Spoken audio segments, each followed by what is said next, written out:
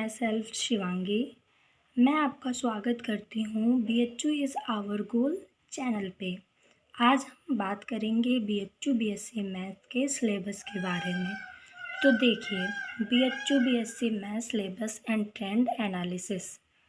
अब इसमें क्या है कि बहुत सारे बच्चे बोलते हैं कि हम अगर 12th एंड 11th का पूरा कोर्स कंप्लीट कर लिए हैं तो हमारा समझ लो कि BHU क्लियर है। हाँ, तो ये बात सही है, लेकिन अब कोई पूरा 1-2 महीने में बुक तो कंप्लीट कर नहीं सकता।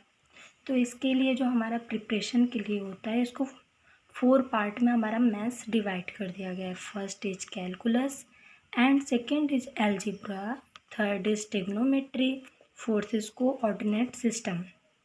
अब हमारा जो कैलकुलस है, अब इसके बारे में देखिए।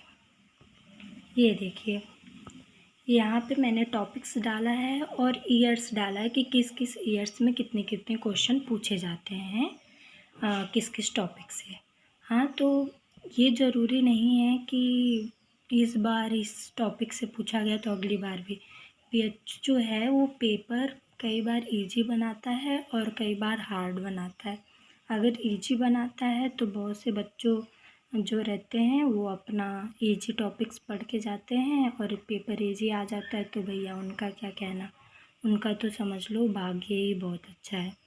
और बहुत बार हार्ड आ जाता है तो वो निराश हो जाते हैं कि अरे अब क्या करें। लेकिन कोई बात नहीं, मैं अपने चैनल पे आपको पूरा प्रिपरेशन कराऊंगी, वो भी फ्री में, और 100% गारंटी देती हूँ कि आप अपने पेपर को क्लियर कर लेंगे। तो देखिए, हमारा पहला टॉपिक है फंक्शन। फंक्शन जो है ये 2020 में 4 था, 2019 में 3, 2018 में 3, 17 में। तो आप देखिए कि ये बढ़ता जा रहा है, इससे क्वेश्चन बार बार आ रहे हैं और 20 तक ये मतलब 4 मार्क्स का पूछा गया था। तो इसका एवरेज हम मान सकते हैं कि ये इसमें से 3 से 4 क्वेश्चन पूछे जाते हैं एवरेज। और जो हमारा लिमिट है, इससे 3, फिर 3, 2 और 2019 में नहीं, तो इससे 2 से 3। कंटिन्यूटी, डिफरेंशिएबिलिटी, तो इसमें क्या होता है कि 2020 में नहीं पूछा था, 19 में पूछा है, 18 में पूछा है, 2017 में नहीं पूछा है। तो इससे कोई प्रॉब्लम नहीं है, मतलब इससे 1 आध 2 क्वेश्चन बस पूछे जाते हैं। और हमारा डिफरेंशिएशन से 3 और 1 और 3 क्वेश्चन पूछे गए थे। हमारा डिफरेंशिएशन जो है ये 12th में था और ये बहुत ही मज़ेदार टॉपिक है। जब मैं आपको पढ़ाऊँगी तो आप देखिएगा। और एप्लीकेशन ऑफ डेरिवेटिव, इसमें जो है कि हमारे 3 टॉपिक्स हैं, tangent normal, monotonicity and maxima and minima. तो एप्लीकेशन डेरिवेटिव से जो है हमारा 3 to 4 मार्क्स का इससे भी आता है, लेकिन इसमें ज़्यादा मेन हमारा टेंजेंट नॉर्मल एंड मोनोसिटी है। तो इससे क्या होता है कि ये मतलब बहुत आसान टॉपिक है ये दोनों। मैं आपको पढ़ाऊँगी तो आपको समझ में आएगा। एंड इंडेफिनिट इंटीग्रेशन, ये जो है ये हमारा हार्ड टॉपिक है और अगर आप चाहें तो इसको स्किप भी कर सकते हैं अगर आप चाहें तो, लेकिन पढ़ना तो ज़रूरी है ही।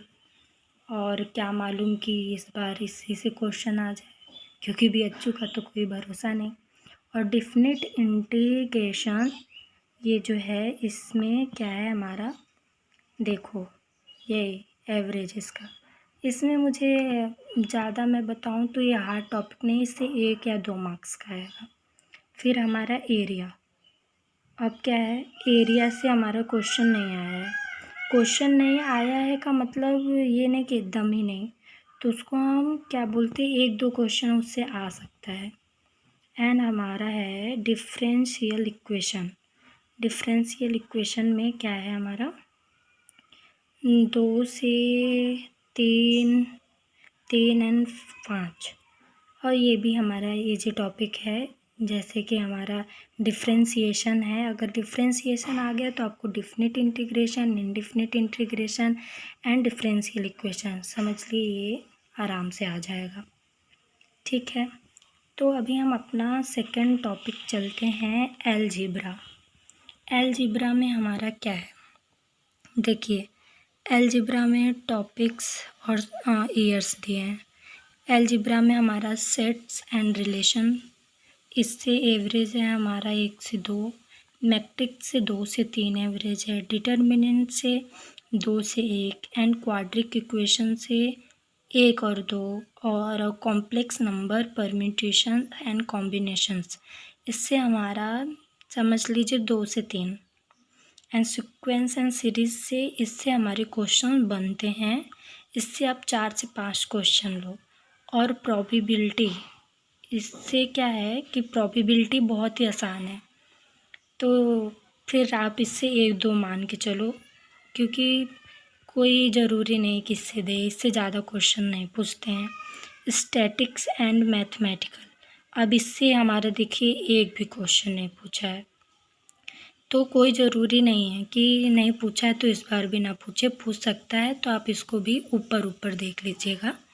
और रीजनिंग से एक आध क्वेश्चन, एंड बायनोमियल, ये बायनोमियल डिस्ट्रीब्यूशन होता है, इसका थियरम होता है, वो मैं आपको बताऊंगी। इस बहुत हार्ड टॉपिक, बहुत ईजी है ये, बस एक आध मार्क्स के लिए, 2 मार्क्स नहीं बोल सकती मैं, एक आध मार्क्स। और फिर हमारा थर्ड है ट्रिग्नोमेट्री। आप देखिए, अब हमारा थर्ड टॉपिक है ट्रिग्नोमेट्री। इसमें हमारा है trigonometry function and trigonometry identities and trigonometry equation. तो हमारे जो 2020 में इससे 5, 4, 3 ऐसा क्वेश्चन पूछा गया है हर ईयर में।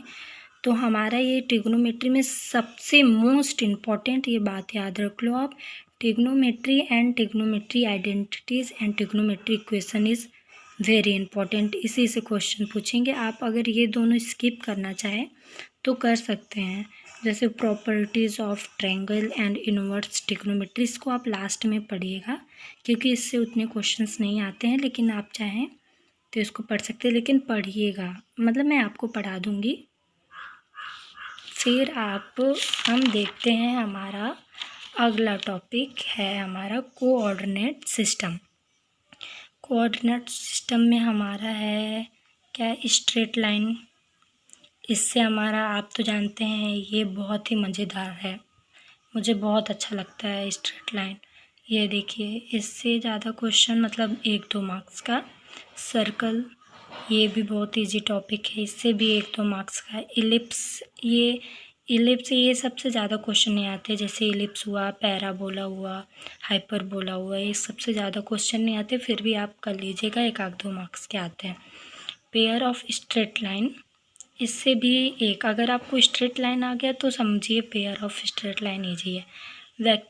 वेक्टर तो आपको ईजी है, अगर आप मैथ्स में वेक्टर पढ़ते हो ना, तो आपको फिजिक्स में भी वेक्टर का उतना प्रॉब्लम नहीं होगा, वेक्टर से बहुत क्वेश्चन आते हैं। और 3D हुआ हमारा। फिर मैं आपको ये बताने जा रही हूँ हमारा ईजी। अभी बहुत से बच्चे उतना सारा देख के मतलब बहुत हैरान हो गए होंगे कि बाप रे, इतना बड़ा, मतलब कैसे, क्या करेंगे हम लोग कि इतना ज़्यादा बड़ा हो गया, तो हम लोग कैसे प्रिपरेशन करेंगे, और मतलब बहुत टेंशन में आ गए होंगे। बट कोई नहीं, आपको मैं इजी टॉपिक्स भी बता देती हूँ। हमारा इजी टॉपिक्स में है इजी एंड स्कोरिंग टॉपिक है। देखिए, मैंने हेडिंग लगाया है, आप चाहें तो इस सबका स्क्रीनशॉट भी ले लीजिएगा और एक नोट्स पे आप राइट डाउन कर लीजिएगा, जिससे आपको प्रॉब्लम नहीं होगी। क्योंकि अगर आप सिलेबस जान गए ना, तो आप चाहो तो अपने से भी प्रिपरेशन कर सकते हो, लेकिन मैं हूँ आपको प्रिपरेशन करवाने के लिए, आप बिल्कुल टेंशन मत लो। अरे इतना बढ़िया मैं करवाऊँगी आपको प्रिपरेशन ना, फिर आप कहोगे कि हाँ क्या पढ़ाया था मैम ने, याद करोगे। देखो, पहला है मैट्रिक्स एंड डिटर्मिनेंट, ये आप पढ़ सकते हो, कितना आसान है मैट्रिक्स एंड डिटर्मिनेंट, ये बहुत ही ईजी टॉपिक है। इसमें सारा खेल वही रो कॉलम उसी का होता है। और सेकंड है कॉम्प्लेक्स एनालिसिस, ये भी आसान है। सीक्वेंस एंड सीरीज पढ़ सकते हो। Trigonometry most important, and straight line, इसको मैंने बताया ना, मेरा favourite topic. And circle and vector and 3D and relation and function. And नौवां हम पढ़ सकते हैं लिमिट्स भी ज़्यादा हार्ड नहीं है, बहुत ईजी है। लिमिट्स का वीडियो मैं बनाऊंगी, आप देख लीजिएगा, बहुत ही आसान है। इसका ज़्यादा लेक्चर 20 से 21 मिनट तक ही रहेगा, लेकिन उतने में आपको फुल टू फुल समझ में आ जाएगा। और 10वां है हमारा डेफिनेट इंटीग्रेशन। ये बहुत ही आसान है अगर आपको डिफ्रेंशिएशन आता है तो।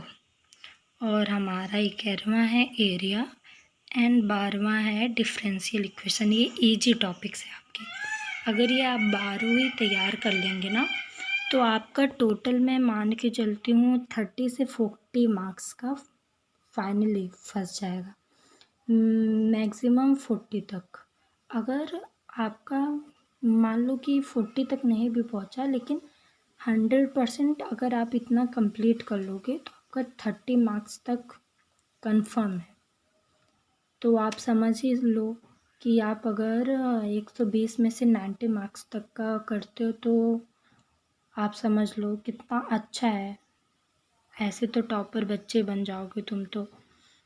और ये जैसे हमारा ये पूरा हम लोग कर लेंगे, तो आपको अगर लगे कि नहीं अभी हमें और पढ़ना चाहिए, टाइम बचता है आपके पास, तो आप 2 और पढ़ लीजिएगा इसके बाद।